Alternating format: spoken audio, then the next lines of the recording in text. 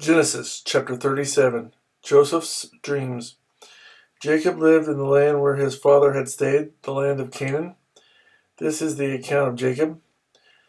Joseph, a young man of 17, was tending the flocks with his brothers, the sons of Bilhah and the sons of Zilpah, his father's wives, and he brought their father a bad report about them. Now Israel loved Joseph more than any of his other sons, because he had been born to him in his old age, and he made a richly ornamented robe for him. When his brothers saw that their father loved him more than any of them, they hated him and could not speak a kind word to him. Joseph had a dream, and when he told it to his brothers, they hated him all the more. He said to them, "Listen to this dream I had. We were binding sheaves of grain out in the field, when suddenly my sheaf rose and stood upright, while your sheaves gathered around mine and bowed down to it." His brothers said to him, "Do you intend to reign over us? Will you actually rule us?" And they hated him all the more because of his dream and what he had said. Then he had another dream, and he told it to his brothers. "Listen," he said, "I had another dream, and this time the sun and moon and 11 stars were bowing down to me." When he told his father as well as his brothers, his father rebuked him and said, "What is this dream you had? Will your mother and I and your brothers actually come and bow down to the ground before you?" His brothers were jealous of him, but his father kept the matter in mind. Joseph sold by his brothers.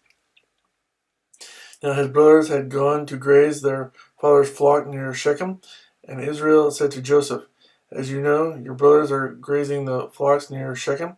Come, I am going to send you to them." "Very well," he replied. So he said to him, "Go and see if all is well with your brothers and with the flocks, and bring word back to me." Then he sent him off from the valley of Hebron. When Joseph arrived at Shechem, a man found him wandering around in the fields and asked him, "What are you looking for?" He replied, "I'm looking for my brothers. Can you tell me where they are grazing their flocks?" "They have moved on from here," the man answered. "I heard them say, 'Let's go to Dothan.'" So Joseph went after his brothers and found them near Dothan, but they saw him in the distance, and before he reached them, they plotted to kill him. "Here comes that dreamer," they said to each other. "Come now, let's kill him and throw him into one of these cisterns and say that a ferocious animal devoured him. Then we'll see what comes of his dreams."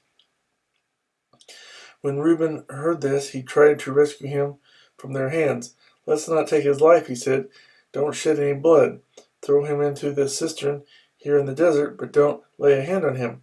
Reuben said this to rescue him from them and take him back to his father. So when Joseph came to his brothers, they stripped him of his robe, the richly ornamented robe he was wearing, and they took him and threw him into the cistern.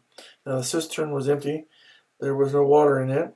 As they sat down to eat their meal, they looked up and saw a caravan of Ishmaelites coming from Gilead. Their camels were loaded with spices, balm, and myrrh, and they were on their way to take them down to Egypt.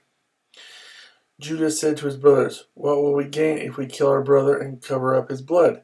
Come, let's sell him to the Ishmaelites and not lay our hands on him. After all, he is our brother, our own flesh and blood." His brothers agreed.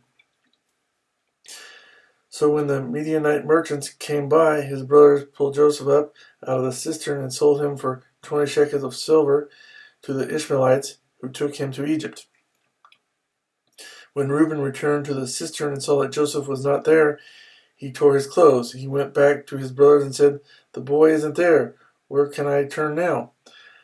Then they got Joseph's robe, slaughtered a goat, and dipped the robe in the blood. They took the ornamented robe back to their father and said, "We found this.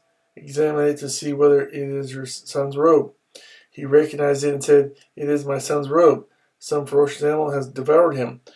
Joseph has surely been torn to pieces." Then Jacob tore his clothes, put on sackcloth, and mourned for his son many days. All his sons and daughters came to comfort him, but he refused to be comforted. "No," he said in mourning, "will I go down to the grave to my son." So his father wept for him. Meanwhile, the Midianites sold Joseph in Egypt to Potiphar, one of Pharaoh's officials, the captain of the guard.